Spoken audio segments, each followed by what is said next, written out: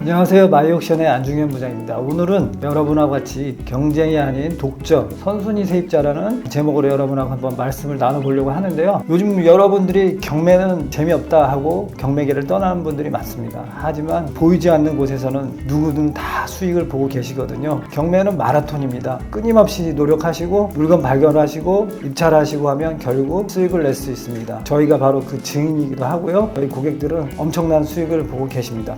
오늘은 제가 경쟁을 피해서 좀 더 나만 독점할 수 있는 그런 새로운 분야를 한번 여러분들에게 소개시켜 드리려고 하는데, 바로 선순위 세입자에 대한 얘기입니다. 대부분 이제 경매 물건 검색하다 보면은 선순위 세입자 대항력 있는 임차인 하면 다들 그냥 패스 이렇게 하시는데, 사실 그것만 조금만 관심 있게 보다 보면은 거기에 나만이 독점할 수 있는 경매의 특정 분야가 있습니다. 제가 오늘 그런 물건에 대해서 한번 사례를 가지고 다른 사람들은 어떻게 의심하고 새로운 물건을 발굴하는지 한번 보여드리도록 하겠습니다. 같이 보시죠. 이런 순서로 한번 얘기를 드려볼까 합니다. 사례를 갖고 온 물건이 있는데요. 지난 11월에 낙찰이 된 사례인데 그분 수익이 어떤지 한번 볼 거고요. 그리고 이분은 선순위 세입자가 있는데 왜 들어갔나, 어떻게 의심을 하고 추적을 해서 대항력이 없는 임차인인 걸 어떻게 파악할 수 있었나, 이런 거 이제 사례로 볼 거고요. 그리고 이제 실제 이분의 수익 분석을 한번 해보겠습니다. 진짜로 이분이 돈 좀 버셨나 못 버셨나 한번 볼 거고요. 그 다음에 이제 여러분한테 숙제를 내는 의미에서 세상에는 이런 물건이 아직도 많다. 누군가는 선순위 세입자가 있는 그런 물건을 좀 더 분석해서 나만이 들어갈 수 있는 물건을 발굴하고 있구나 라는 유사 사례를 보여드릴 겁니다. 한번 저같이 한번 보시죠. 먼저 제가 사건 개요부터 한번 보겠습니다. 감정가가 1억 4,100이죠. 9,800까지 떨어졌는데 실제 얼마에 낙찰됐냐면 1억에 낙찰됐습니다. 이 물건 제가 시세 파악한 바로는 1억 4천, 3,500, 4,500 이렇게 시세가 그렇게 형성되어 있고요. 이분은 지금 1억 4천짜리를 1억에 사서 4천의 마진을 보고 있습니다. 그리고 여기에는 입찰자가 2명밖에 없습니다. 왜 그렇게 되는지 한번 파악을 해보시죠.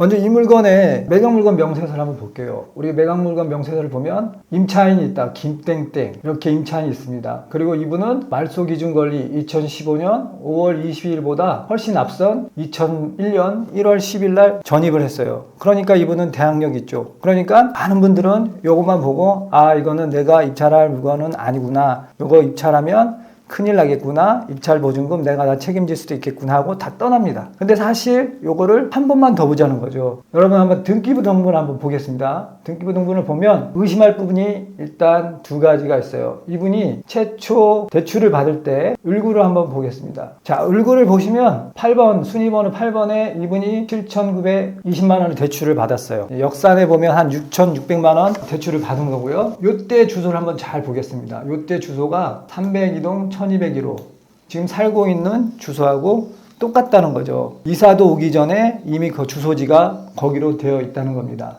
그리고 이분 이름이 김땡땡, 아까 전입한 사람도 김땡땡.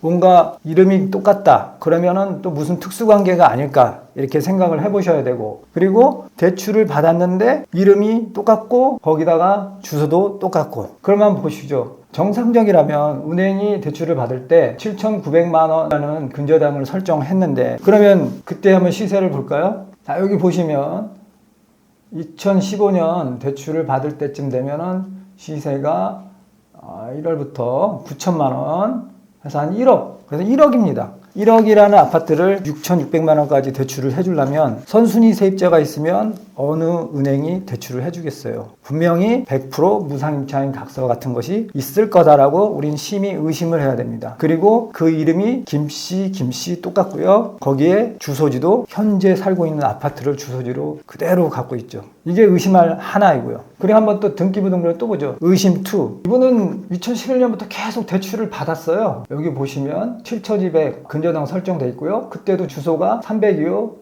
1201호. 이때도 살고 있는 거죠. 이미 예를 들어서 김땡땡이라는 분이 전입을 살고 있는데 또 다른 주인이 거기도 같은 주소로 살고 있다는 게 우리가 상식적으로 말이 안 되는 거죠. 특수관계, 가족이 아니고서는 이런 상황이 있을 수 없죠. 2011년에도 대출을 받았는데 주소지가 똑같고요. 2013년에 대출을 받았는데도 똑같이 현재 아파트를 주소지로 하고 있습니다. 그리고 아까쯤에 마지막으로 봤던 2015년도 주소지를 똑같이 하고 있는데요. 나중에 2020년을 보면 그때서야 비로소 다른 쪽으로 이사를 갔던 거죠. 이렇게 보면 이 사람은 김땡땡 씨는 서로 부자 관계가 아닌가라고 우리가 심히 의심을 해봐야 되고요. 또 아까 저 의심 원에서 봤듯이 은행이 대출을 무상 임차인이 아니고서는 그렇게 많은 돈을 해줄 수가 없습니다. 그리고 우리는 이제 어떻게 생각해야 되냐면 공부를 신뢰해야 됩니다. 공부라는 것은 공적 문서를 말하는 건데 우리가 법원에서 만든 매각물건 명세서가 있잖아요. 이걸 보면 김땡땡 채무자 겸 소유자의 아버지인 이렇게 표시가 되어 있잖아요. 그러면 우리는 이걸 믿고 가는 겁니다. 이걸 의심하지 말고. 사실 좀만 아는 분이라면 이런 걸 보고 가슴이 뛰죠. 이거 내가 한번 해봐야 되는 건가? 야 이거 돈이다. 이렇게 되는 거죠. 여러분들이 이거를 왜 좋게 봐야 하냐면 우리가 지금 한번 경매를 한번 보세요. 쉬운 경매, 누구나 할 수 있는 경매, 0.5초면 권리 분석이 끝나는 경매, 이런 경매 한번 아파트 입찰해 보세요. 경쟁자가 몇 명입니까? 평균 10명, 20명 됩니다. 그리고 예를 들어서 만약에 이런 것들이 똑같이 일반 매물로 나왔으면 정상가가 1억 4천이면 보나마나 1억 3,100 아니면 1억 2,800 거의 마진을 1,100개 못 봐요. 그런데 이렇게 선순위 대항력 있는 물건을 딱 관찰해서 내가 좀 더 의심해갖고 위험을 제거하고 들어가면 경쟁자를 제거하고 나만이 들어갈 수 있는 물건을 발견할 수 있다는 거죠. 자, 여러분 돈 얘기 좀 하겠습니다. 이분이 얼마나 큰 수익을 냈는지 한번 수익을 한번 보죠. 자, 여기 보면 이건 감정가가 1억 4,100입니다. 그리고 낙찰은 1억이 됐다고 하시죠. 그러면 얼마나 싸게 산 겁니까? 4천만 원. 실제 이 들어간 돈은 1억 300밖에 안 됩니다. 그리고 전세 시세가 1억 3천, 전세 갭 투자가 2,600, 전세로 있어도 2,600이죠. 자, 그럼 이런 아파트를 여러분 사도 좋겠습니까? 안 좋겠습니까? 좋습니다. 한번 아파트를 한번 볼까요? 정말 이 아파트를 잘 받으셨는지 안 받으셨는지 한번 볼게요. 그냥 넓게 보면은 여기는 초품화, 초등학교, 중학교, 그리고 나름대로 넓게 단지가 형성돼 있어요. 30평대 아파트고요. 좀만 넓혀볼까요? 그리고 이렇게 한번 봐볼까요? 여기가 어딘지. 자, 여러분 보면 여기가 공단입니다. 이런 데는 전세 수요가 엄청 많습니다. 지금 저희가 1억에 낙찰을 받았잖아요. 전세 1억 3천, 1억 2,500 놓을 수 있습니다. 여기 공단에 일하시는 분들이 전세 수요가 높습니다. 이런 데는 갭 투자하기도 엄청 좋죠. 그러면은 전세 1억 3천에 놓고 2,600 먹고 다음 물건 찾는 거예요. 이렇게 나만의 수익을 낼 수가 있는 거예요. 좀만 노력을 하면. 그런데 안 할 이유가 하나도 없겠죠. 자, 이분은 월세로 놓으면 1000에 60. 그래서 이자 내고 5.8% 이자 5.8%로 했습니다. 월 이자 29만 원 내고 한 달에 30만 원 이익을 볼 수 있어요. 얼마 투자해서 3,300. 조금 그렇죠. 자기 자본 투자가 좀 많이 되죠. 그래서 이런 물건에 대해서는 그냥 저는 전세 시세로 놀아. 그리고 2,600 먹고 또 하셔라. 전 이렇게 많은 가이드를 주고 있습니다. 여러분들도 한번 관심 갖고 이런 물건들을 계속 발굴하시면 좋습니다. 공단이 있고 초등학교 있고 터미널이 있다든지 그런 산업단지가 있다든지 이런 물건들을 발굴하시면 임대 수요 많아서 절대 공실 안 일어납니다. 자, 여러분 이래도 이런 물건 발굴 안 하시겠어요? 좀만 더 등기부등본 보고 파악하면 내가 이런 물건 잡을 수 있는데 좀 욕심이 나지 않으십니까?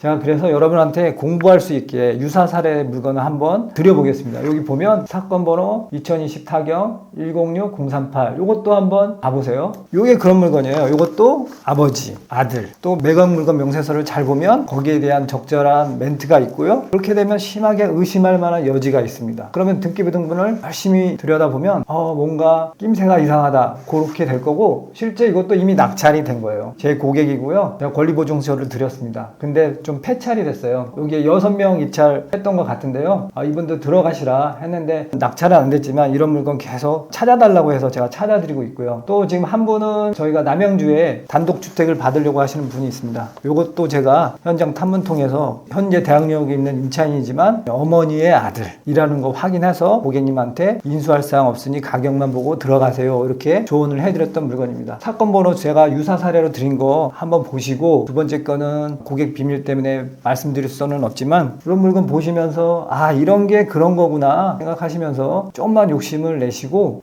선순위 대항력 좋게 보시고 좀만 노력하면 좋은 물건 잡을 수 있다 라고 생각하시면 되겠습니다. 오늘은 이제 경쟁이 아닌 독점, 선순위 임차인 이렇게 대해서 여러분하고 얘기해 봤는데요. 사실 경매에 재미없다고 얘기를 많이 하지만 사실 재미 보는 분들은 아까 말씀드렸다시피 다 보고 계세요. 그러니까 좀만 욕심을 내고 자기가 의지가 있고 부지런하기만 하면 누구든 수익을 낼 수 있습니다. 이런 물건 궁금하시면 제가 영상 밑으로 아마 제 번호가 있을 겁니다. 문의사항 있으면 제가 잘 말씀을 드릴 거고요. 다음에는 또 다른 키포인트를 갖고 여러분이 투자해서 돈 벌 수 있는 물건 아니면 방식 가지고 여러분을 찾아뵙도록 하겠습니다. 감사합니다.